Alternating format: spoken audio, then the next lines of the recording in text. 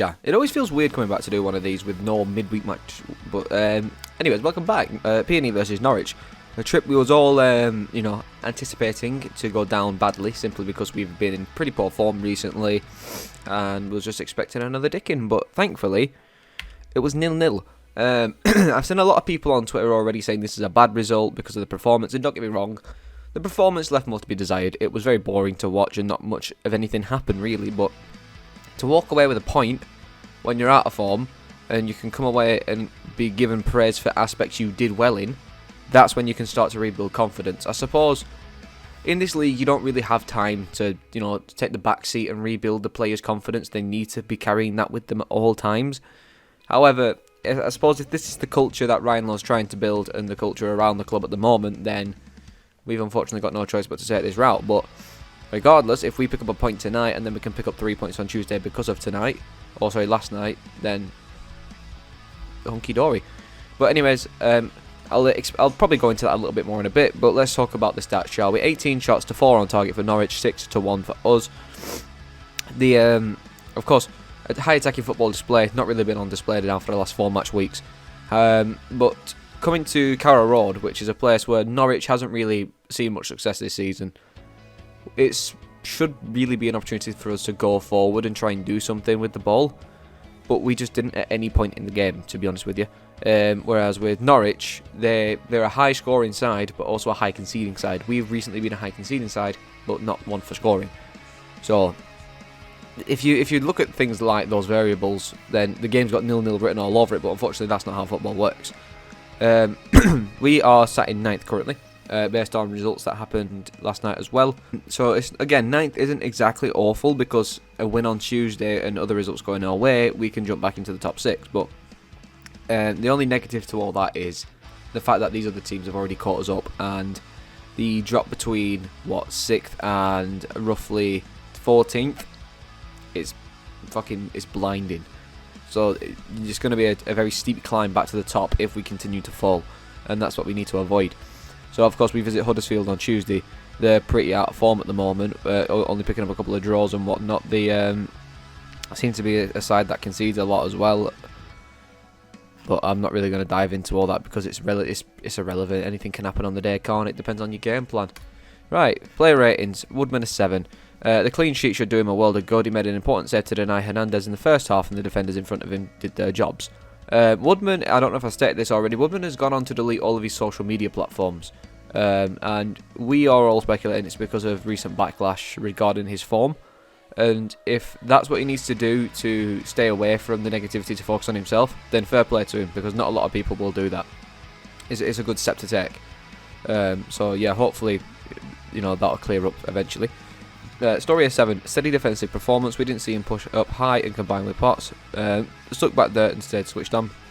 Which, I don't want to be seeing this forever, because, of course, him staying back and being switched on at all times defensively means he can put the defensive focus to the game.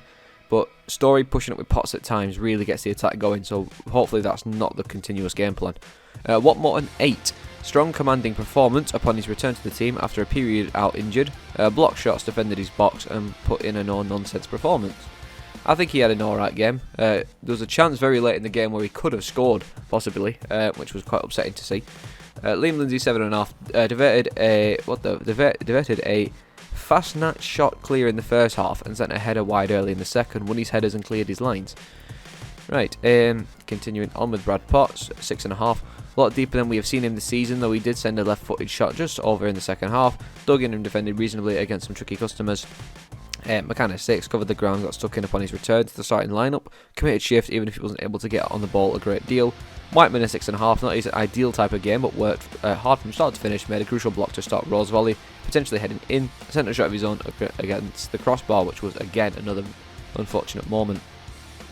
Andy Hughes 6, played at left wing back, defended his side well enough over the piece. Tied towards the end midway. Alan Brown at 7. Heroically blocked to stop Duffy heading home the winner. Tried to get up and support PD's play higher up the pitch, but it rarely stuck up there. Closed Norwich players down, tried to lead by example. Keyword is tried. I don't think he was all there at some points during the game. Miller at 5.5, deployed down the middle and fed off scraps for the majority of his 63 minutes. Ran the hard yards, put work in, but service was short in supply. And if that's a plan, then obviously you can't do much with it. Evans at 6 was largely isolated up the top, but tried to occupy defenders and keep the ball alive by helping North End higher up.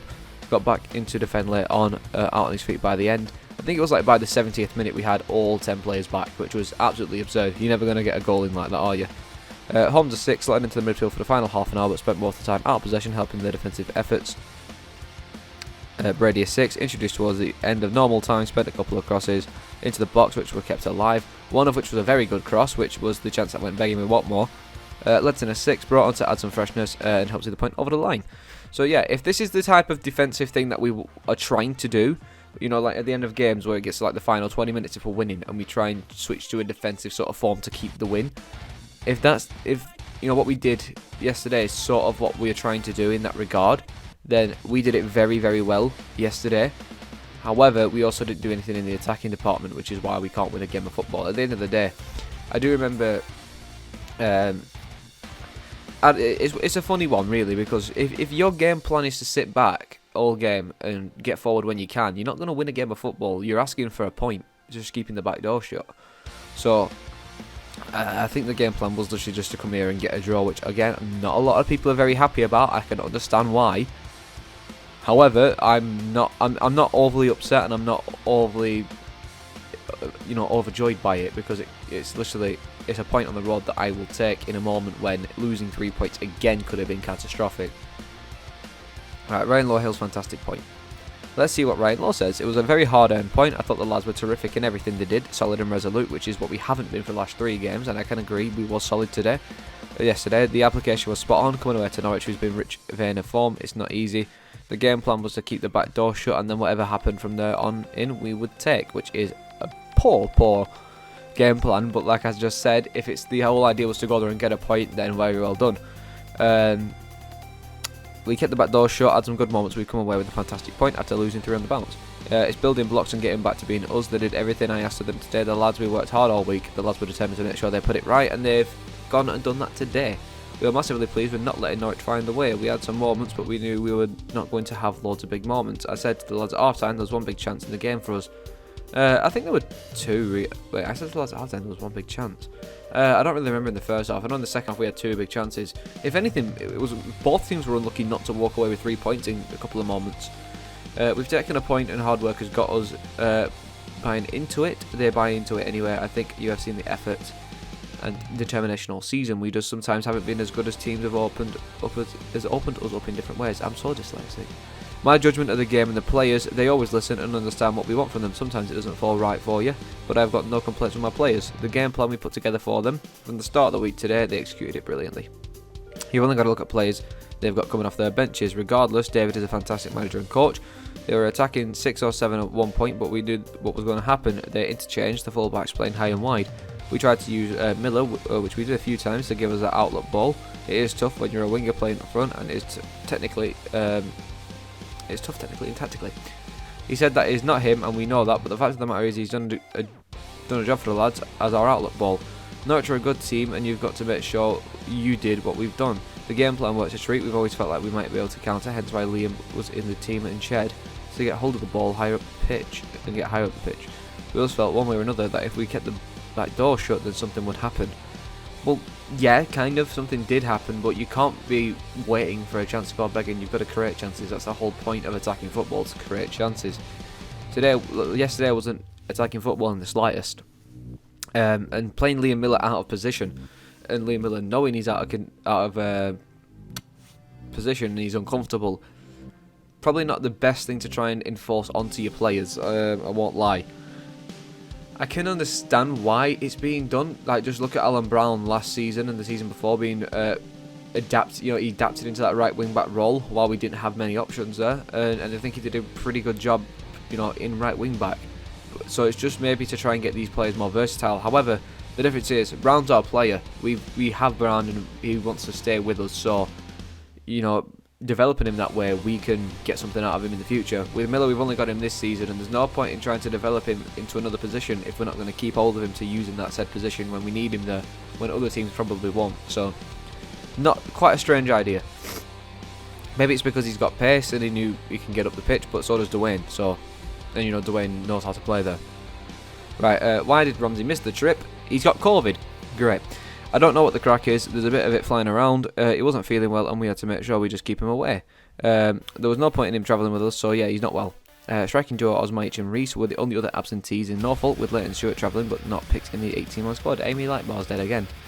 Okay, we are trying to push for Emile for the Watford game, so we'll see how that goes. If it isn't Watford, it'll be Swansea. It will definitely be one of those two games. Millie will check on him tomorrow, see how he is on Monday. I'm not sure if it will be too quick, but either way, we've got them coming back. So basically, expect neither of them for Huddersfield on Tuesday. Great. Okay, it is what it is. Before we round off, I will read this one thing that Norwich's commentators and I follow were saying. The exact quote: Preston play the ball from left to right very quickly and then play a hopeless long ball. Welcome to the world of Preston North End, my friend. That's, the commentators sussed us out before Norwich did, and by the time Norwich sussed us out, it was too late. We never sussed Norwich out either, so that's why we couldn't really do anything, but it is what it is. Like I said, it weren't part of the game plan. But that'll be it for today. Again, bit of a boring game, but like Ryan Lowe says, building blocks.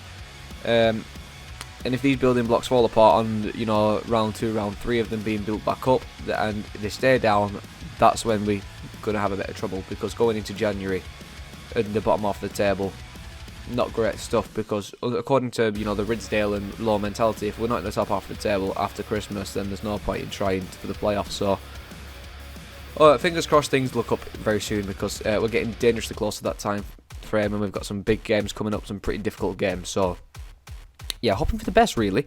But thanks so much for watching, and I'll see you all on Wednesday when we cover the Huddersfield game.